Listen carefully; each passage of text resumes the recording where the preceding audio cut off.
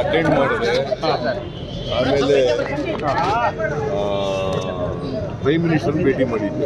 ಏನು ಹೇಳಿದೆ sir prime minister ಭೇಟಿ ಮಾಡಿದ್ದು 4-5 ವಿಚಾರಗಳನ್ನು ಅವರು ಪ್ರಸ್ತಾಪ ಮಾಡಿದ್ದಾರೆ.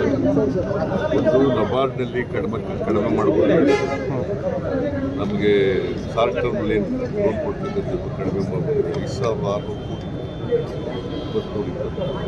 24-25ರಲ್ಲಿ 2,340 ಕೋಟಿ 55% ಕಡಿಮೆ ಮಾಡಬೇಕು.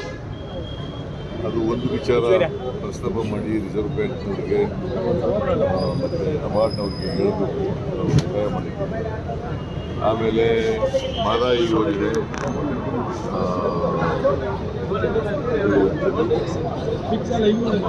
ಮೇಕೆದಾಟು ಯೋಜನೆ, ಅದಕ್ಕೆ ಮಹದಾಯಿ ಯೋಜನೆಗೆ ಎನ್ವೈರನ್ಮೆಂಟ್ ಕ್ಲಿಯರೆನ್ಸ್ ಕೊಡಬೇಕು, ಕೂಡಲೇ ಕೊಡಿ. ಮೇಕೆದಾಟು ಯೋಜನೆಗೆ ಅನುಮತಿ ಕೊಡಬೇಕು. ನಿರ್ಮಲಾ ಸೀತಾರಾಮನ್ ಅವರು ಬಜೆಟ್ನಲ್ಲಿ 5,300 ಕೋಟಿ ಕೊಡ್ತೀವಿ ಅಂತ ಹೇಳಿದ್ರು.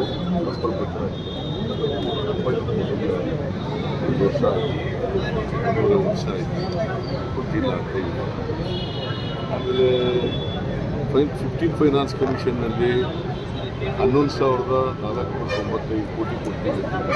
ಎಲ್ಲಿ